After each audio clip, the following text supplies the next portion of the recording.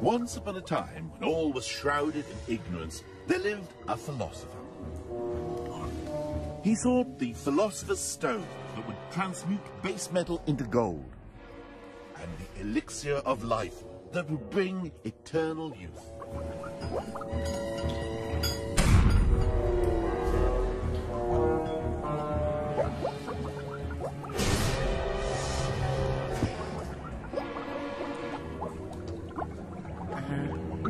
Would you mind?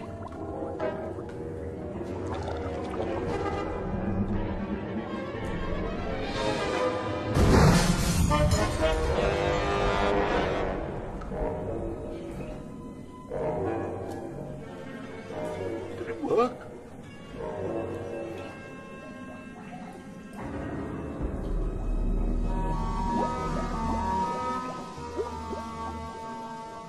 Philosopher was the closest term the Middle Ages had to scientist. But of course, we all know that they weren't real scientists, because they had no idea of scientific method. The medieval world floundered in superstition and ignorance. The church persecuted seekers after knowledge, medicine was more likely to kill than cure, and people didn't even know the shape of the world. But are we sure they were so very ignorant? Or could it be us who don't know as much as we think we do about them? Over and over again, we're told that our scientific understanding of the world didn't begin until Isaac Newton in the 17th century. For example, he's credited with showing that white light contains the colours of the rainbow. And yet, 400 years before Newton, a 13th century monk by the name of Roger Bacon performed this experiment, in which he passed light through water to create a spectrum, and concluded, like Newton, that light contains an unchanging geometry. Newton was the man who made mathematics the basis for the study of the world. But then Roger Bacon said the same thing. He wrote, "Mathematics is the door and the key to the sciences." And 400 years before Galileo, Bacon described how to use lenses to make a telescope. Bacon was one of many experimental philosophers hunting for the philosopher's stone. He was an alchemist. But of course, we all know that alchemists were charlatans and magicians who were trying to turn base metal into gold. Well, undoubtedly, alchemy had its fair share of fraudsters. But that doesn't mean they all were. You see, gold is a very peculiar metal. For a start, you cannot destroy it. Heat it up, melt it down, beat it. Whatever you do, gold will always return to the way it was. The gold we have today could once have been a Viking's collar or a 17th century ewer.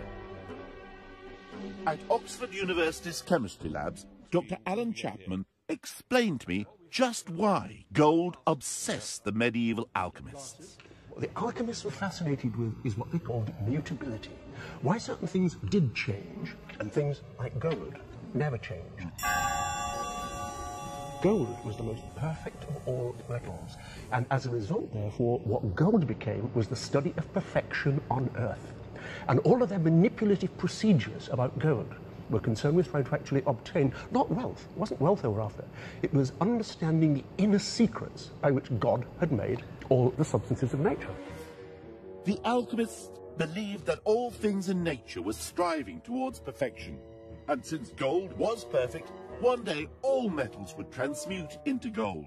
The alchemist was just trying to give nature and God a hand. Teach me how to make gold. Oh yes, very easy. Oh, we're going to be able to... Alan showed me one of the experiments that made the alchemists think they were very close indeed. Well, here we have mercury in a jar. It was liquid, it was shiny, and they believed that it was a sort of seed bed into which you could plant gold. That's the gold, that's the nice gold powder. Put them together. Yeah. A bit like cookery here. Bit like cookery? Yes. That's what to do with your guests if you want to kill them in the 15th century.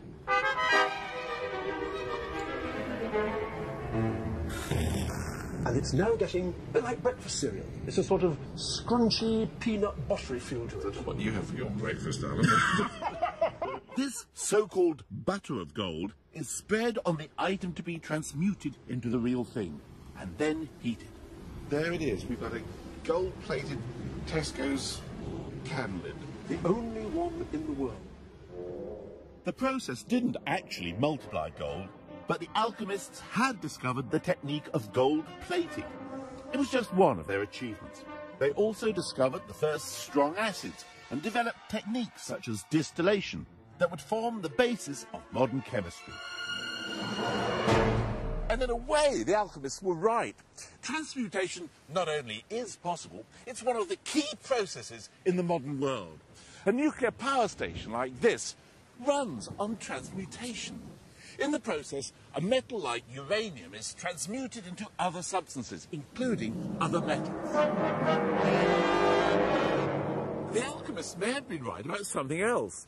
In 1972, Russian scientists reported that at an experimental reactor in Siberia, the lead shielding had been exposed to such constant nuclear bombardment that part of it had turned to gold. In the Middle Ages, all science, what they called philosophy, had a different purpose from science today. Any pursuit of knowledge was only useful if it brought you closer to understanding God. Even medicine. Today, there's only one thing we expect from medicine, to make us better. But medieval doctors had their sights set on even more ambitious things. Eternal life, for a start. Meet Artesius, who wrote a treatise on the art of prolonging human life. And as proof that his theories worked, he claimed he was no less than 1,025 years old. What, you mean you were alive at the time of Christ? Yes. Well, did you meet him? Yes. Well, what was he like? Just exactly as you'd imagine. The Son of God. Oh, right.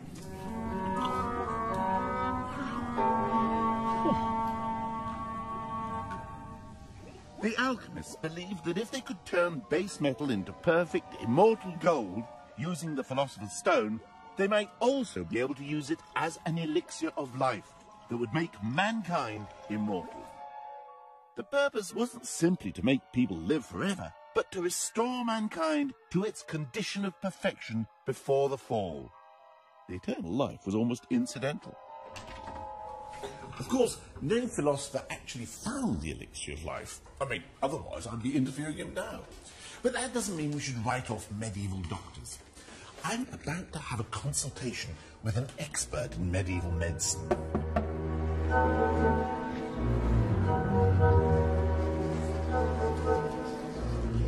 Oh, Faye, feel a bit of a fraud coming here. See you as my medieval consultant, because there's nothing wrong with me, really. Well, that's ideal, because my job is not to cure disease, but to prevent it.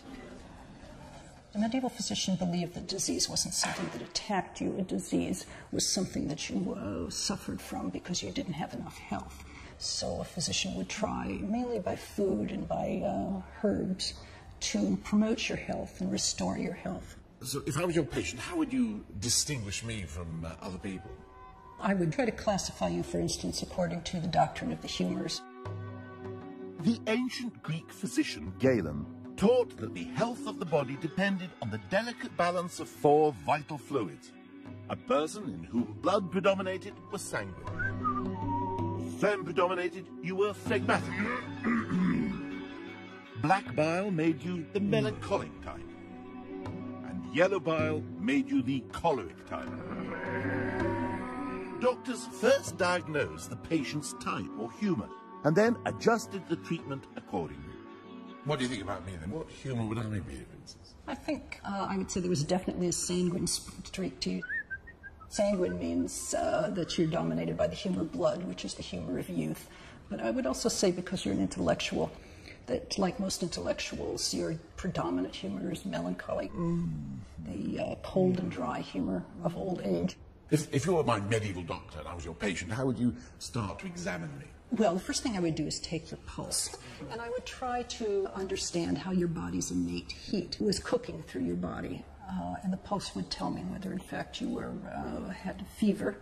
And if you did have a fever, I would probably let blood, because letting blood would lower the fever. After I'd take the pulse, I would want to do a uroscopy. You want me to pee in the bottle? Okay. I'll go and do that right away. Well, I feel a bit embarrassed about giving you this, but when you look at first is the colour, dear. Yes, what I would be doing is looking at the color, the texture, whether anything's floating in it. I would want to touch it, and also I'd want to taste it. What? You're having me on. What do you mean? What do you mean? This isn't urine at all. You taste it. Oh, no, it's apple juice. Yes, I'm sorry. Sorry about that. In fact, medieval medical treatises warned doctors that some patients might try to fool them by offering wine or water instead of urine. The striking thing about medieval physicians was that they cared for the person as a whole. It's an attitude that's only recently started to creep back into mainstream medicine. Now, I'm not saying medieval medicine had all the answers. I mean, if I'd lived then, I'd have died at age 27 of a burst appendix. But that doesn't mean medieval doctors were just quacks. Maybe they even had something they could teach us. Here at Sutra Isle in Scotland, Brian Moffat has been carrying out some remarkable detective work. Over 800 years ago, a massive monastic complex stood here. It included a hospital in which medical research was at the cutting edge.